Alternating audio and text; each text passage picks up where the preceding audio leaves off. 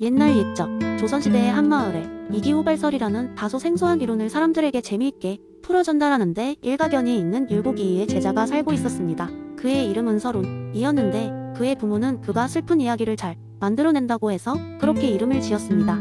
하지만 서론은 슬픈 이야기를 즐기는 대신 사람들에게 웃음을 주는 것을 더 좋아했습니다. 이날도 그는 마을 사람들에게 또 하나의 재미있는 이야기를 만들어내기 위해 깊은 사색에 잠겼습니다. 서로는 다음날 마을 사람들이 모두 모이는 장터에 나가기로 결심했습니다. 그리고 그는 사람들의 관심을 끌기 위해 꽤 흥미로운 소재를 하나 준비했습니다. 이기호발설을 직접 경험할 수 있는 특별한 안경. 잠시 후 장터는 사람들로 가득 찼습니다. 서로는 한가운데에 자리를 잡고 외쳤습니다. 여러분, 율곡 선생님의 이기호발설 이론을 직접 체험해보고 싶으신가요? 그렇다면 여기 특별한 안경을 써보세요.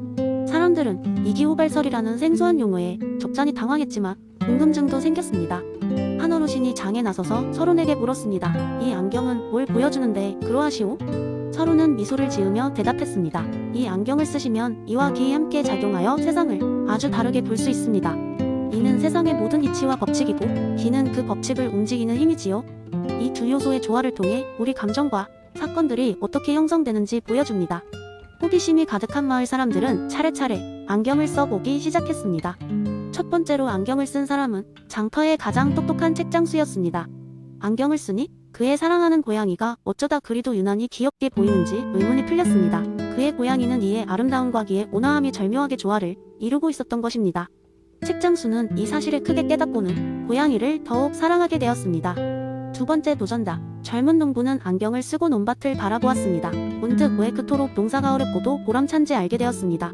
그 속에 있는 씨앗이 땅속에서 싹 트는 자연의 섭리였고 기는 자신이 흘린 땀방울마다 살아나는 생명력이라는 것을 깨달았습니다. 그는 이후로 한층 더 정성을 들여 농사를 짓게 되었습니다. 서로는 안경을 돌려가며 사람들에게 이기호발설이 어떻게 삶의 다양한 측면에서 드러나는지를 터득하게 하였습니다. 사람들은 웃으면서 이와 기의 복잡한 상호작용이 자신의 일상과 감정에 얼마나 중요한 역할을 하는지 깨달았습니다. 이러한 방식으로 서로는 이론을 지루한 글로 설명하지 않고도 마을 사람들이 삶에 깊이 스며들게 만들었습니다. 마을 사람들은 이후로도 계속해서 서론의 이야기를 즐기며 이기호발설을 통하여 자신들의 일상에서 이성과 감정의 균형을 맞추며 살아가게 되었다고 합니다. 그의 썰을 통한 메시지는 시간이 흘러도 변치 않으며 사람들의 삶 속에 자연스럽게 녹아들어 있었습니다. 두 번째 이야기, 한 마을에 살았던 칸트 박사는 종종 마을 사람들 사이에서 철학을 주제로 한 이야기로 인기를 끌고 있었습니다. 어느 날 그는 마을 광장에서 흥미로운 이야기를 들려드리겠다고 약속했습니다. 그는 마을 사람들에게 이렇게 말했습니다. 사랑하는 마을 사람들, 오늘은 선험적 종합 판단회의, 프리오리 신세틱 저지먼츠에 대해 이야기하겠습니다. 하지만 걱정하지 마세요. 어려운 철학 용어를 쓰지 않고 흥미로운 비유로 설명하겠습니다. 사람들은 박사의 말을 경청하기 위해 점점 더 가까이 모였습니다. 박사는 미소를 지으며 비유 이야기를 시작했습니다. 옛날 옛적에 논리라는 이름의 사자가 살았고 그와 그의 절친 경험이라는 이름의 여우가 있었습니다. 사자 논리는 모든 오솔길을 알고 있었고 여우 경험에게 지혜를 나눠주곤 했죠. 그런데 어느 날 논리는 이상한 꿈을 꾸게 되었습니다. 꿈속에서 그는 한 마법이 산에서 묘한 보석을 발견했죠. 이 보석은 그에게 세계에 대한 새로운 진리를 알려줄 수 있을 것 같았습니다. 깨어난 논리는 여우 경험에게 말했습니다. 친구야, 나와 함께 그 보석을 찾으러 가지 않겠나? 내 꿈에 그런 보석이 있었고 그것이 어떤 비밀을 알려줄지 너무나 궁금하군. 여우 경험은 고개를 갸우뚱하며 답했습니다. 논리여, 무슨 말인지 알겠지만 난 직접 보지 않으면 믿질 않아. 그냥 꿈일 뿐이지 않겠어? 하지만 내가 정말 원한다면 내 발로 함께 가주지. 그래서 그들은 산을 향해 떠났습니다. 여정을 떠나는 동안 사자 논리는 여러 오고진 숲속길을 안내하며 말했습니다. 이 산에는 우리가 모르는 비밀이 가득하다는 걸 알지만 나의 직감이 내게 방향을 알려주듯 이 보석은 분명 뭔가를 줄 거야.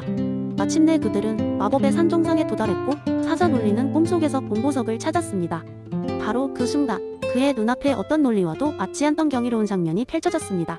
그리고 이렇게 소리쳤습니다. 여기 있어. 바로 이거야. 이 보석은 내 머리로 계산한 것이 아니었고 경험으로 찾은 것도 아니었어. 그저 내 속에서 우러나온 진리였을 뿐이야.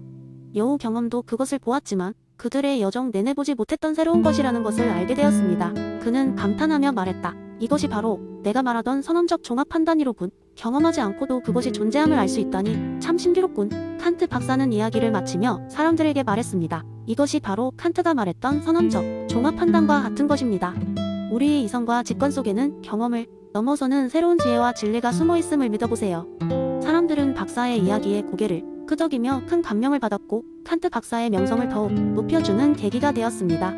이처럼 어려운 철학 이론도 친근한 이야기로 풀어낸 덕에 많은 사람들이 철학이 매력에 빠져들 수 있었습니다. 세 번째 이야기, 옛날 옛적 아테네의 한적한 마을에 피토라는 이름의 작은 도토리가 있었습니다. 그는 햇볕이 잘 드는 초록빛 들판 한가운데에서 살고 있었죠. 하지만 피토는 자신의 운명을 알지 못한 채 그저 바람에 흩날리며 이리저리 굴러다니는 것이 일상이었습니다. 어느 날 피토는 마을에서 가장 현명하다는 올빼미 알키비아데스를 만나게 되었습니다. 호기심이 많았던 피토는 알키비아데스에게 자신의 미래에 대해 물었습니다. 알키비아데스, 나는 왜 이곳에 있는 거죠? 나는 그저 작고 평범한 도토리일 뿐인데 말이에요. 알키비아데스는 지혜로운 눈빛으로 빙그레 웃으며 대답했습니다. 피토, 너의 존재에는 특별한 목적이 있단다. 아리스토텔레스의 가르침에 따르면 모든 존재는 목적을 가지고 있어. 너의 목적은 언젠가 푸른 참나무가 되어 이 세상의 그늘과 은신처를 제공하는 것이지. 하지만 피토는 여전히 의문이 들었습니다. 정말 그런 일이 가능할까요? 나는 그저 작고 약한 도토리일 뿐이라고요. 알키비아데스는 고개를 끄덕이며 말했습니다. 물론이지, 피토. 하지만 그 목적을 달성하기 위해서는 내 스스로가 성장하고 변화할 준비가 되어 있어야 해. 내가 느끼는 바람, 빛, 햇빛은 모두 너를 성장시키기 위한 도구란다. 어떤 난관이 와도 그것을 극복하면 조금씩 너의 목적을 향해 나아갈 수 있단다. 시간이 흘러 피토는 생각했습니다. 내가 그저 바닥에 있는 것이 아니라 더 큰 무언가의 시작이라면 얼마나 멋질까. 그리고 이내 그의 삶은 변화하기 시작했습니다. 바람이 불어올 때면 그는 더 단단한 뿌리로 땅속에 안착하고 비가 오면 몸을 한껏 불려 앞으로 다가올 싹을 위해 준비했습니다. 햇빛에 피부가 따가울 때에도 그는 미래의 모습, 푸르고 넓게 펼쳐질 참나무를 상상하며 견뎌냈지요. 매일매일 피토는 조금씩 땅속으로 뿌리를 내리고 자신 속에 숨은 강인함을 발견했습니다. 그리고 어느 비 오는 봄날 아침, 땅 위로 착 잎사귀를 살짝 내비쳤습니다. 피토는 점점 자라며 자신이 애타게 꿈꿔오던 그 참나무의 모습에 가까워지는 것을 느꼈습니다. 수년이 지난 뒤 피토는 마을 사람들로부터 아테네의 수호신으로 불리는 영광을 얻게 되었습니다.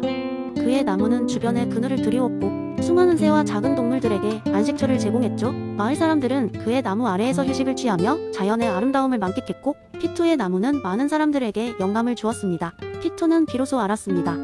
자신이 처음에는 그 목적을 이해하지 못했지만 결국 그 목표에 도달함으로써 얼마나 중요한 존재가 되었는지를. 올빼미 알키비아데스는 피토의 성장을 지켜보며 흐뭇한 미소를 지었습니다. 피토는 자신의 이야기를 통해 목표와 목적으로 가득 찬 자연의 경이로움을 세상에 널리 알린 셈이었습니다. 그리고 그는 이제 아리스토텔레스의 이론이 얼마나 깊은 진리를 담고 있었는지를 누구보다도 잘 이해하는 존재가 되었답니다. 네 번째 이야기, 옛날 어느 마을에 엠마라는 이름이 젊고 총명한 여성이 살고 있었습니다. 엠마는 마을에서 존경받는 사람이었고 그 이유는 그녀가 항상 공동체의 행복을 우선시하고 많은 사람들에게 기쁨을 줄 수 있는 결정을 내리는데 집중했기 때문입니다. 그녀는 공리주의자인 존 스튜어트, 미래 철학에 심취해 있었고 최대 다수의 최대 행복이라는 목표를 항상 마음에 품고 살았습니다. 어느 날 마을 사람들은 그의 최고의 축제를 준비하고 있었는데 문제는 예산이 한정되어 있어 모든 사람들에게 즐거움을 전할 프로그램을 선정하는 것이 쉽지 않았습니다. 마을의 원로들과 주민들은 각기 다른 의견과 제안을 내놓았고 논의는 끝날 줄을 몰랐습니다. 그러자 엠마는 이 논쟁을 해결하기 위해 자청해서 나섰습니다. 엠마는 우선 동네 사람들의 이야기를 차분히 듣고 축제에서 사람들이 어떤 종류의 즐거움을 얻고 싶어 하는지를 확인했습니다. 몇몇은 유명 가수의 공연을 원했으며 다른 이들은 마술쇼나 어린이들을 위한 놀이기구를 원했습니다. 또 다른 의견은 단순히 마을의 전통 음식으로 구성된 커다란 피크닉을 열자는 것이었습니다. 엠마는 각각의 의견을 꼼꼼히 메모했습니다. 그녀는 단순히 다수결로 문제를 해결하지 않았습니다. 대신 미래 공리주의 원칙을 적용하여 각 제안이 얼마나 많은 사람에게 얼마나 질 높은 행복을 줄 수 있는지를 평가했습니다. 유명 가수의 공연은 순간적인 큰 쾌락을 줄 수 있었지만 많은 예산이 필요했고 모든 연령대가 즐길 수 있는 것은 아니었습니다. 반면 전통 음식 피크닉은 비교적 적은 비용으로 거의 대부분의 마을 사람들이 참여할 수 있고 세대를 아우르는 행복을 제공할 수 있었습니다. 엠마는 사람들에게 이렇게 설명했습니다. 우리의 목표는 단순히 순간의 즐거움이 아닙니다. 우리는 많은 사람들이 깊이 있는 행복을 느낄 수 있는 축제를 만들고 싶습니다. 엠마의 제안에 따라 마을 사람들은 다양한 전통 음식과 함께 작은 지역 예술가들의 공연, 그리고 가족이 함께 즐길 수 있는 놀이, 활동을 포함한 종합축제로 방향을 잡았습니다. 결과는 대성공이었습니다. 사람들은 함께 모여 음식을 나누고 예술가들의 공연을 즐기며 마을 아이들과 어른 모두에게 특별한 하루가 되었습니다.